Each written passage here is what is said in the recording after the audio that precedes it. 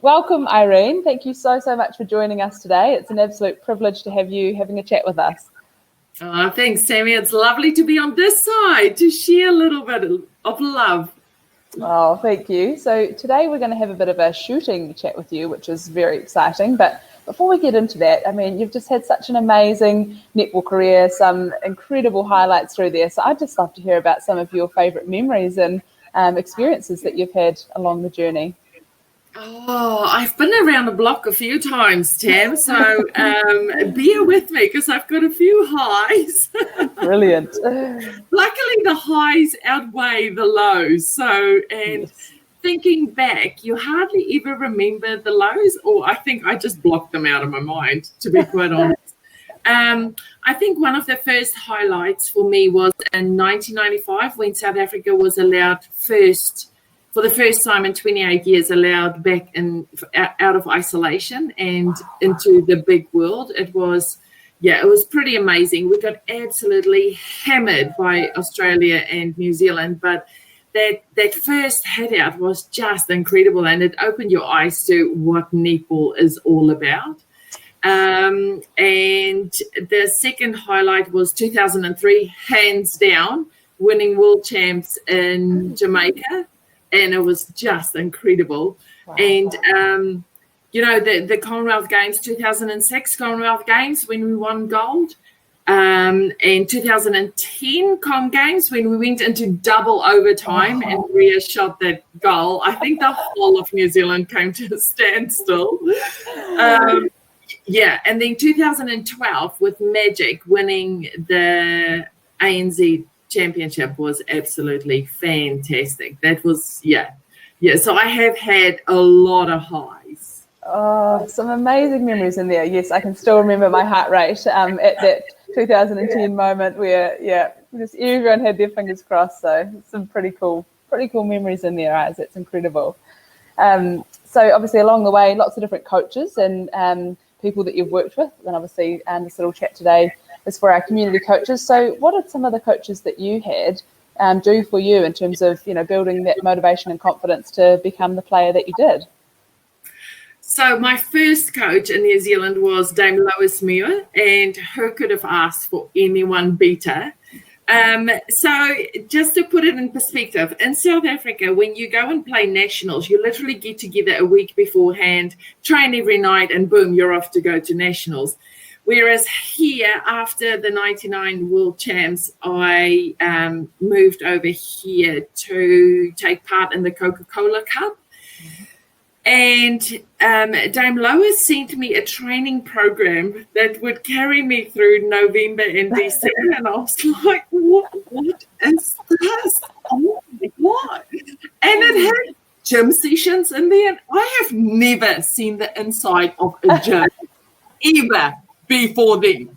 And I was like, and then I thought to myself, I'm not going to go into a gym because I don't know what to do in a gym.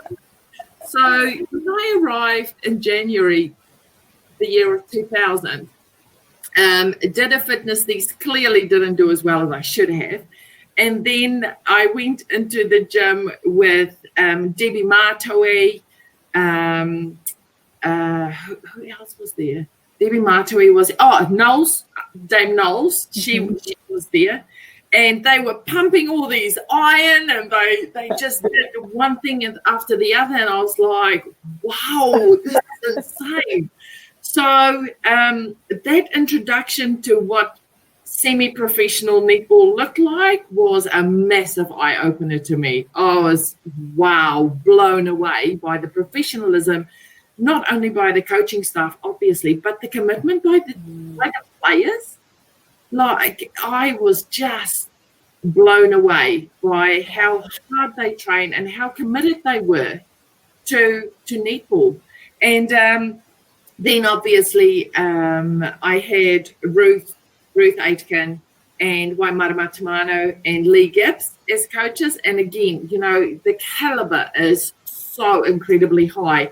Yeah. I probably have had the best coaches in the world.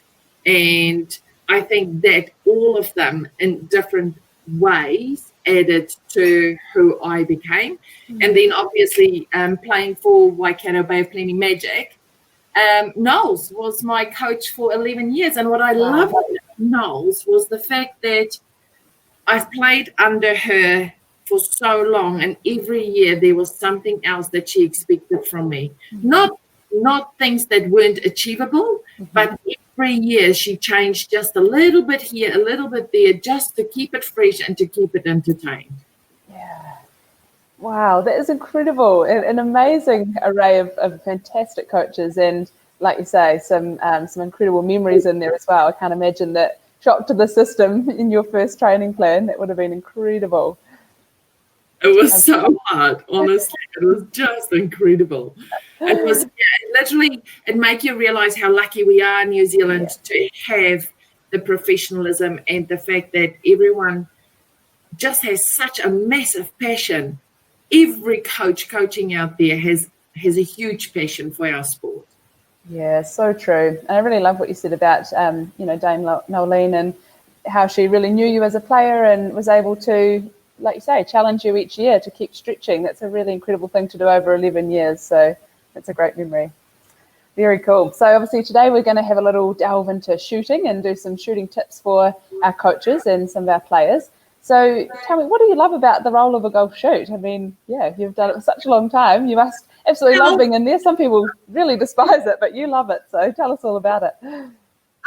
So the shooting position is literally the glamour position, like everyone calls the shooters like creatures.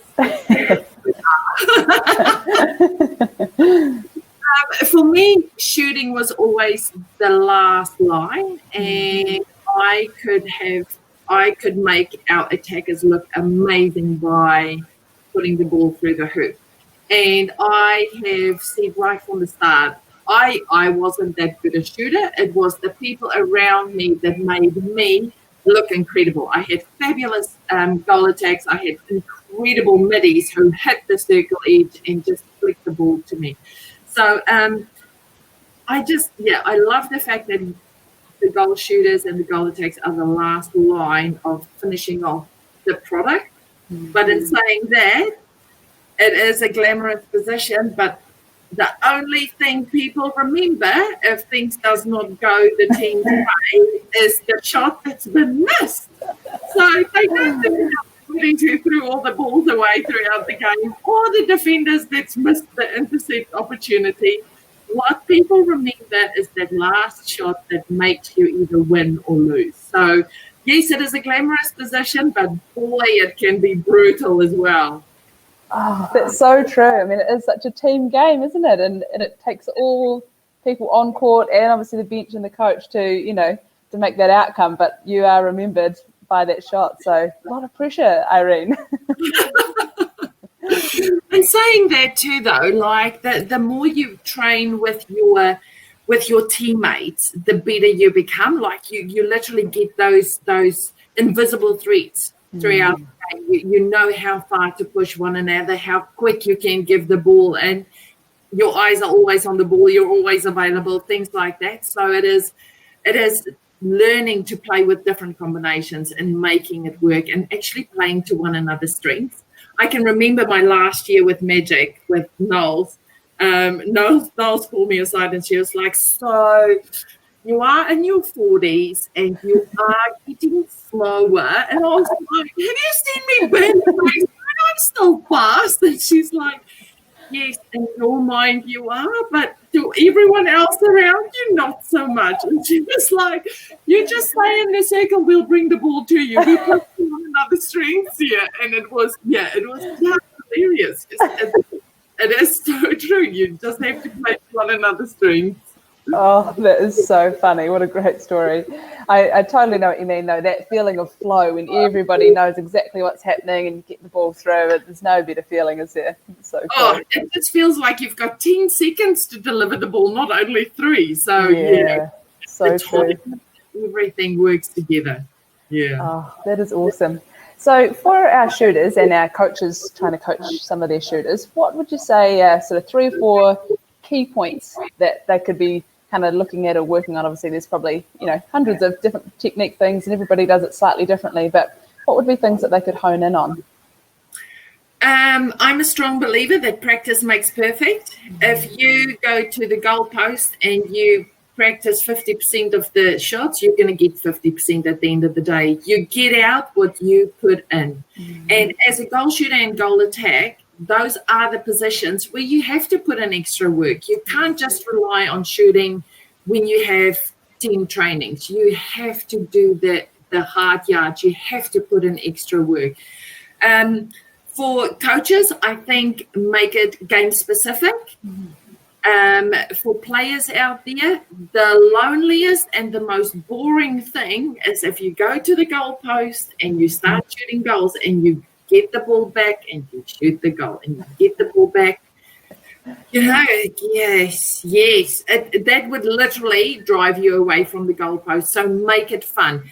Put cones out there. Put yourself under pressure. If there is 10 markers out there, challenge yourself.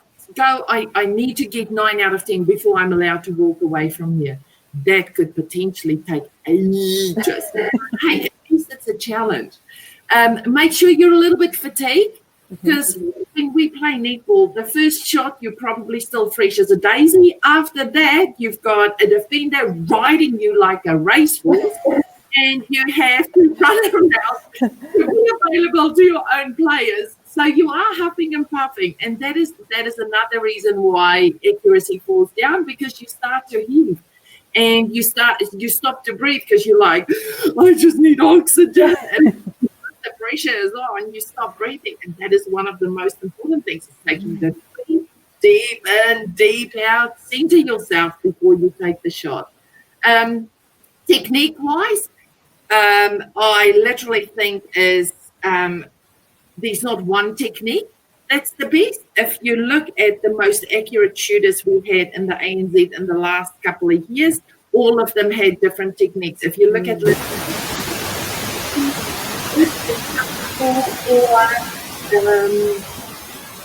time is completely different. She doesn't have the speed of the shot as well. Yep. And, so I don't think one technique fits all. I think we literally need to, if we have an accurate shooter, embrace it, use what she has, and make it work that way. I also think that these principles, you know, have the ball above your head, because if it's here, the defender's going to get a hand over it. Have the ball above your head, and however you follow through, make sure you do the same thing over and over again. So it goes into your subconscious. I think the biggest mistake some of the shooters make these days is overthink. I need my knees, elbow, my hand, my, you know, like everything. And as soon as you get a shooter that starts to overthink, they're done. Yeah. They don't. It should literally be the finishing, the oh, it feels so good. You get the ball, you fight like a tiger, and when you turn to the goalpost, you become one, and it's just harmony when you go into the goalpost, you know. So it is, yeah. Your mind should be clear when you once you turn to take the shot. There should be nothing in your head but pleasant thoughts. Oh, that's great. I absolutely love that. And it makes a lot of sense, really, tapping into, you know, the strength that the shooter already has. If they're shooting really well, finding out what are those things that they're doing, so then they know what they are and can repeat those. So that makes perfect sense. And then also heard you say take a breath and the follow through. So maybe those two things would be key things that they would add in. Take that nice breath, get really calm, and make sure they're doing that follow through in their own way. And another thing is that's quite important is your players knowing where your sweet spot is. So if you get the ball further out from the goalpost and you like to shoot shorter goals, feed her in till she gets to her sweet spot and make that first shot an easy one. So, you know, when you're successful, success breeds success. Once you're successful in those first couple of shots, man, you're just going to grow in confidence. So make sure your teammates know when your sweet spot is, so they can put you there, so they can make you feel successful. Yeah, that's awesome. Good little tip for our middies to help in those first sort of 5 minutes. Yeah, get our shooters into some awesome positions, feed them nicely, and then much more chance of getting those shots in. Yeah, that's awesome. And loved what you said before around the sort of creating a bit of an activity out of a shooting practice as well, rather than just, like you say, shot after shot after shot. So what other things could they do? So they could obviously set some cones out and put a bit of pressure on themselves to get 9 out of 10. What other sorts of things did you do down there to do all those shots? So I loved my split jump.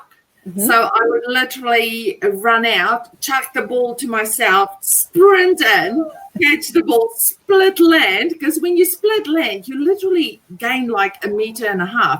If you've got long legs like mine, you literally gain 2 meters. That's awesome. So literally chuck the ball up to yourself, obviously facing the court, because the whole thing about a shooter is you turn and you shoot. You never receive the ball coming from the goalpost unless it's a rebound. So chuck the ball up at yourself, grab it. Don't just catch it, because if you have a defender on you, you need to grab that ball, because they are super vicious. They want the ball probably more than you do. So grab the ball, turn, and then as soon as you turn, you just become calm and you take the shot. Or you bounce the ball to yourself, grab it, turn, and take the shot. And something else that the other thing that's possibly more important than the shot is the rebound. You chase down every single ball you put up, regardless if it's in or not. Yes. Make it like a competition. When you put up a shot, it's not allowed to bounce, because that is a habit that I think a lot of shooters don't have. And because the defenders, like, they box you out, they want to keep you away from the goalpost, make sure you chase that ball and you get that rebound. I don't care how many shots you miss. If you get your rebound, we're good to go. Totally. It's so true. It's such an important one, because then you get a shot without having to reset all the way down the court. So perfect. Love it. And so obviously you're in there as a goal shooter, working really closely with your goal attack. What are some things that players and coaches can do to help build a really great relationship and understanding between those two players? I think if you have a relationship with your goal attack, her fight becomes your fight, and your fight becomes her fight. I think if they are quite tight, and I was lucky enough, like Jodie Brown, Belinda Colling, Maria Tutai, Juliana Nopu, I had really, and I am still incredibly close to all my goal attacks, because, if one of them got hard done by, I got angry. Don't touch my, it's one of those things. You become one, because in that circle, it gets so confined that it is literally you two against two other players. And the better your connection is with one another, the harder it will be for the opposition to catch up. Yes. And if you set up for one another, you're gonna break your back to get that ball, regardless of where it's put. You are going to commit 110%. And I think sometimes manhandling one another, especially in the early stages when you're not quite sure who's going where. Yes. If you take the backspace, push your goal attack to the front, because then at least she knows. Because the defenders are really vocal, and us as attackers are these, where are we going? So because we're not really talkers, things happen too quick for us. Yeah. You literally have to manhandle one another to actually get in the right position. And when there's a throw-in, a backline throw-in or a sideline throw-in, like holding on to one another so defenders can't get in between you. With one another as well. So it is, even if you have to manhandle one another. And then I think being honest with one another too. I think the honesty factor, what happens on court stays on court. Yeah. If I got the look from Laura going, you're not available, and I'm like, I am as big as a house. What do you mean available? And she's like, the defender's right behind you. I'm like, well, they're behind me, so give me the ball. Like being honest with one another and go, I was available, or give it earlier, or give it higher, give it lower, give it into my country. Like those kind of specific things are really important. Yeah, that's so true. And being able to have that communication on the court before the next sort of centre pass or something really quickly helps to, alleviate that for the future, doesn't it? Or at least at those quarter breaks, having that open, honest conversation. That's a really good tip. That's awesome. And it keeps you connected too. Yeah. It makes sure that you are actually connected with one another. Even if things don't go well, why isn't it going well? Is it you or is it me? What are we going to do about it? Instead of waiting until quarter time where the coach was like, okay, so we are behind the defender or things like that. So it's actually keeping one another honest and making a decision on court. Yeah, that's a really good one. So how can coaches develop that in their players so that they can, make those decisions and problem solve on the court? Because often we do see teams waiting until that quarter break and they come in and listen to the coach and want all the answers from the coach. But how can coaches get players to do exactly that? Be confident to say, hey, I need it here, I need it there, this is not working, let's change this, because that's awesome. I think it is the questioning process. If the coach asks the right question, it's going to make the players start to think and take responsibility for their actions. And actually, as a coach, standing back, especially club coaches. So when you coach your 5, 6, 7, and 8, they need guidance. They need you to tell them, so if this person stands like this, you give the ball to them straight ahead. But club coaches and like secondary school coaches, you can start to ask the question and let the players talk to one another, because that's where you cultivate that discussion point. And it hardly ever gets nasty, because they literally, this is what I see, what do you see? So it's asking them, and then let them have a discussion on what they see and what they feel.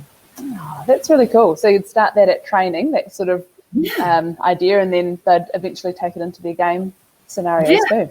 They do, because once they do it in training, it becomes comfortable. And even when there's a quick pass from the center, like center pass, wing attack straight into the shooter, and the shooter didn't have a head up, the wing attack would be like, you had all the space in the back, you just didn't have your head up. And she'll be like, she'll never look down again, I can guarantee you. Like, where's it coming from?